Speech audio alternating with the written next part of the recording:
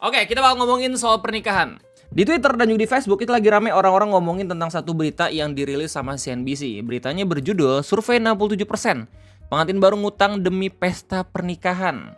Gara-gara ada berita ini orang-orang langsung nge-share tentang pengalamannya nikah, nge-share tentang bagaimana niat mereka nikah nanti, dan nge-share tentang bagaimana mencari pasangan yang emang mungkin sejalan dengan mereka ketika nanti udah nikah. Dan ya, di video ngopi kesempatan kayak ini kita bakal sama-sama ngomongin soal pernikahan ya, karena berhubung gue juga udah nikah dan gue mungkin bisa ngasih sedikit tips ke lu pada buat lu semua yang emang pengen hemat atau seenggaknya yang gak yang terlalu boncos lah ketika ngadain resepsi atau acara pernikahan. Jadi selamat datang ngopi, ngobrolin persen Indonesia, dan kita bakal nyelam dulu ke beritanya. Setelah gue cari tahu, ternyata survei 67% ini bukan dibikin di Indonesia, tapi di Amerika.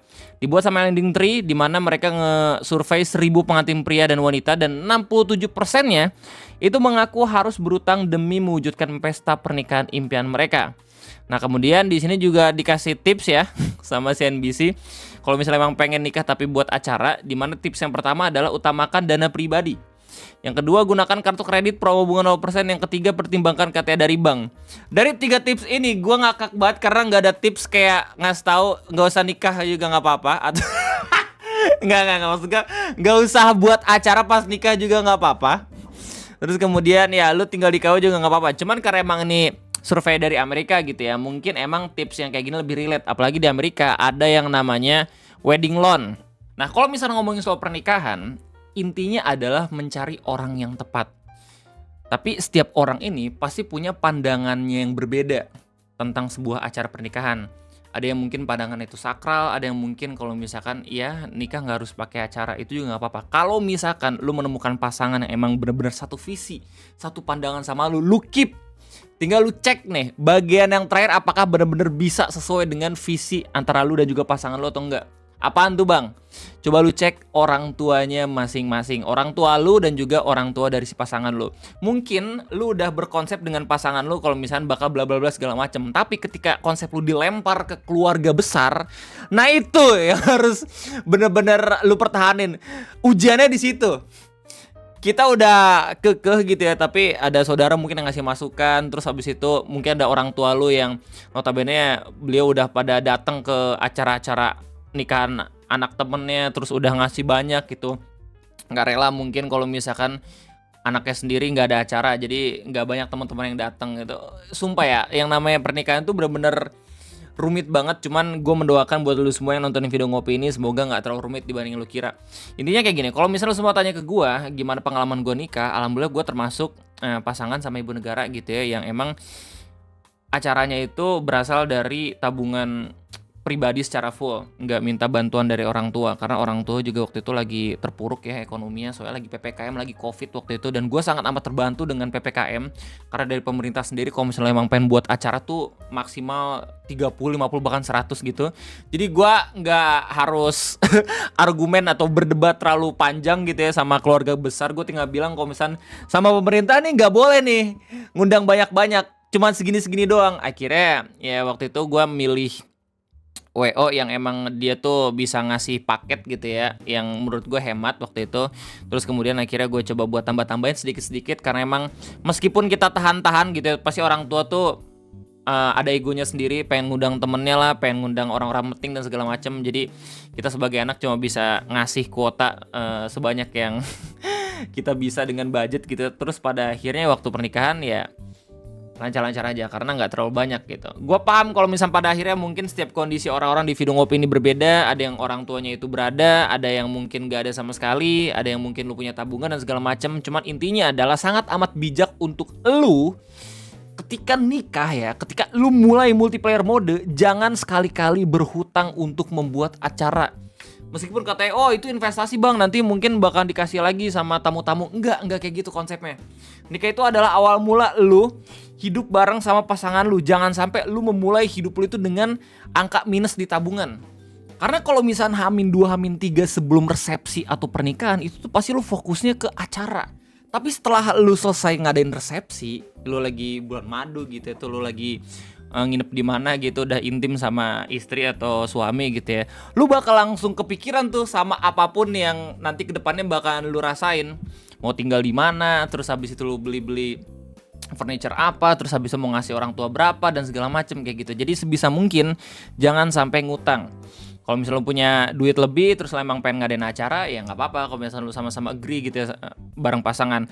Dan kalau misalnya ada orang tua yang emang masih punya budget terus secara sukarela pengen ngasih ke lu juga harusnya nggak masalah gitu ya nggak sih. Yang masalah itu kalau misalkan lu berhoetang. Jangan sampai dah kalau misalnya nikah berhutang. Nah kalau misalnya terespon dari orang-orang banyak banget yang emang ngasih pengalamannya gitu ketika nikah. Tapi nggak sedikit juga banyak dari mereka yang emang coba buat niat ketika nanti udah punya pasangan nggak pengen yang bla bla bla segala macam biar menghindari hal yang kayak gini. Bagus. Jadi gua ngarepin juga buat lu semua yang nonton video Ngopi di kolom komentar ada yang bisa nyeritain yang udah nikah gitu ya, gimana pengalamannya, dan kalau misalnya yang belum harapannya seperti apa. Kayak misalkan dari Kosim ini di Twitter bilang kayak kalau cuma nikah di kawan nanti omongan-omongan di gambar ini keluar. Baru mau nikah aja banyak yang nggak kuat mental, makanya setelah nikah pada pusing dalam berumah tangga, ujung-ujungnya angka perceraian tinggi. Gini, lo harus belajar stoik sih. Gue sama ibu negara setelah nikah itu masih belum tinggal serumah, masih LDRan, dan itu tabu banget. Aturan kan nikah tuh emang bener-bener harus tinggal bareng gitu ya, karena biar semakin erat hubungan, terus biar nggak pamali, biar sakinah mawaddah warahmah. Sementara kalau misalnya gue, I don't give a shit man sama omongan orang. Kondisi keluarga gue lagi kayak gini, ya udah kalau misalnya bisa LDR dan ya nikah itu kita yang ngerasain sendiri anjir. Kalau misalnya ngomong-ngomong tetangga itu sebisa mungkin kalau misalkan lu bisa nutup ya tutup aja, nggak usah kepikiran yang macem-macem gitu. As long as lu ngerasa kalau misalnya dunia ini milik berdua itu udah lebih dari cukup. Asik. Kalau misalnya not real di Twitter bilang kayak soalnya ada sistem balik modal. Jadi kalau ortu lu kondangan, nah ini yang gua kasih tahu sebelumnya ya. Kalau ortu lu kondangan tuh ibarat kayak investasi. Nah, jadi kalau lu nikah terus temen ortu lu itu banyak yang datang, itu mereka nyumbang sebanyak yang ortu lu kasih, biasa begitu. Ini gue tahu pas kemarin mau intimate wedding aja, terus ortu gue jelasin. Permasalahannya adalah ortu lu ini apakah nanti uang yang emang dikasih ke lu itu buat lu sendiri atau buat ortu lu sendiri. Nah itu loh. Soalnya ada model nikah yang kayak gitu. Kayak kotak amplopnya beda, kotak amplop buat pengantin dan kotak amplop buat orang tua. Biasanya kalau misal pernikahannya itu dibiayain sama orang tua kayak gitu tuh. Ada perbedaannya gitu. Ya misalnya Om R29 bilang kayak senangnya sehari, stres karena cicilan berhari-hari, kalimat pemenangnya tenang, beb, rezeki udah ada yang ngatur. Iya. Ini termasuk kalimat yang sangat amat, bukan gue hindari jatuh ya, sangat amat gue cermati waktu gue nikah. Soalnya nggak sekali dua kali juga banyak banget orang-orang yang pada akhirnya ngomong itu ke gue ketika gue masih belum nikah. Terus gue bilang kayak, men, rezeki itu bukannya datang sendiri, tapi kita yang harus ngejemput bola kayak gitu. Kita harus menyediakan gawang dan juga pintu-pintunya. Kalau misalnya pada akhirnya lu nggak tahu rezeki datang dari mana, lu sama aja bunuh diri anjir dalam pernikahan. Apalagi sebagai laki-laki gitu ya, wajib untuk menafkahi, dan sebagai perempuan juga wajib untuk support gitu loh. Terus habis itu ada argumen dari Om Rocky, asli temen gue aja pada ngecengin gue buat nikah, mereka ngutang bank demi resepsi pernikahan. Dan itu sangat tidak masuk di pemikiranku. Kayak mending nikah sederhana, tapi kehidupan after nikah tuh gue jangan sampai ada hutang. Nah ini benar, ini prinsip yang bagus menurut gue. Kayak ya udah seadanya tapi nggak miskin.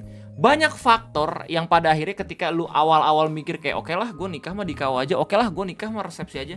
Tapi pada akhirnya pihak-pihak kayak misalkan temen lu, gengsi lu, terus orang tua lu, terus keluarga lu gitu ya, itu mungkin dapat mempengaruhi niat awal lu. Jadi prinsip yang paling penting tuh prinsip ketika lu emang ngelempar konsep pernikahan lu ke keluarga besar itu bisa bertahan. Dan ini guys buat lu semua yang lupa gitu ya, nikah gak cuman menyatukan dua insan atau dua orang, atau menyatukan antara lu dan juga pasangan lu, bukan. Nikah itu menyatukan keluarga besar lu dan juga keluarga besar dari pasangan lu. Dan yang bikin ribetnya itu adalah yang menyatukan keluarga itu. Jadi kalau misalnya pada akhirnya lu lagi engagement atau lagi tunangan, sebisa mungkin lu udah punya konsep yang matang banget ya, yang disetujuin sama orang tua. Jadi ketika lu emang ngelempar rencana acara kayak gimana, seenggaknya saudara itu ketika ngasih pendapat tuh ya udah ngasih sekedar pendapat doang. Tetap aja yang emang ngelakuin lu berdua kan. Jadi nggak terlalu merubah rencana awal lah.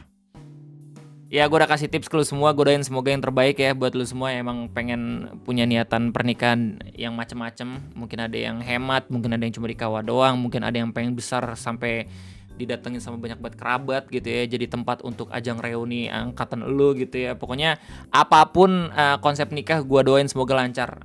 Yang penting jangan sampai ngutang. Oke, yang penting jangan sampai tabungan tuh minus, jadi lu bingung nanti ketika lu udah nikah, ketika lu udah harusnya multiplayer mode mikirin yang macam-macam tapi lu masih mikirin utang pernikahan. Ya, tadi kita udah lihat respon dari orang Twitter, sekarang kita bakal lihat sedikit respon dari orang-orang Facebook. Nah, kebanyakan respon dari orang Facebook itu pada pengen nikah hemat. Kayak misalkan dari Om Dio nih. Dia bilang kayak, haha, kalau saya sih sorry aja ya. Walaupun cinta mati, tapi kalau harus ngutang demi menikah enggak dulu deh. Terus kalau doi pergi karena kelamaan nunggu prosesku, ya wes silahkan, nggak bikin pusing bro. Nah, stoik, I like it. Sierra bilang kayak prinsipku nggak mau memberatkan, pengennya KUA aja yang penting nikah. Kalau mau resepsi minimal kita nabung buat bantu cowok juga. Oh, beruntung banget siapapun yang dapat Sierra, men. Men, gak banyak men perempuan yang kayak gitu. Om Dean bilang kayak kalau di kampung mungkin lebih 90% karena serba memaksakan, katanya seumur dalam sehidup. Betul. Ada culture juga ya, ada budaya juga yang emang mendorong orang-orang nikah seperti itu. Bahkan ada beberapa tempat-tempat atau daerah-daerah gitu ya yang emang nikahnya itu sampai 7 hari 7 malam, enggak 3 hari 3 malam gitu. Temen gue ada soalnya kayak gitu. Rifki, ini semua gara-gara tetangga yang selalu gosipin kalau tidak buat hajatan mewah. Bisa dikira hamil di luar nikah lagi sama tetangga, karena tetangga seperti itu yang bisa menyebabkan orang lain sekitarnya rugi. Padahal buat hajatan itu nggak wajib. Betul, harus adanya aja. Jangan sampai kita hidup biasa tapi harus mewah. Ya kayaknya buat acara mewah juga belum tentu gua undang. Jadi balik lagi, sorry ya. Nikah itu urusan lu dan pasangan lu, serta jangan sampai memberatkan. Itu aja mungkin video ngopi pada kesempatan kayak ini. Sorry banget random tiba-tiba ngomongin soal nikah. In case buat lu semua yang emang pengen mendengarkan sedikit tips dari gue dan juga pengalaman gue nikah, itu aja dari gue. Terima kasih banyak. Buat lu semua yang emang belum subscribe, jangan lupa buat subscribe, buat likes. Sekali lagi thank you. Sampai jumpa lagi di next video. Bye bye.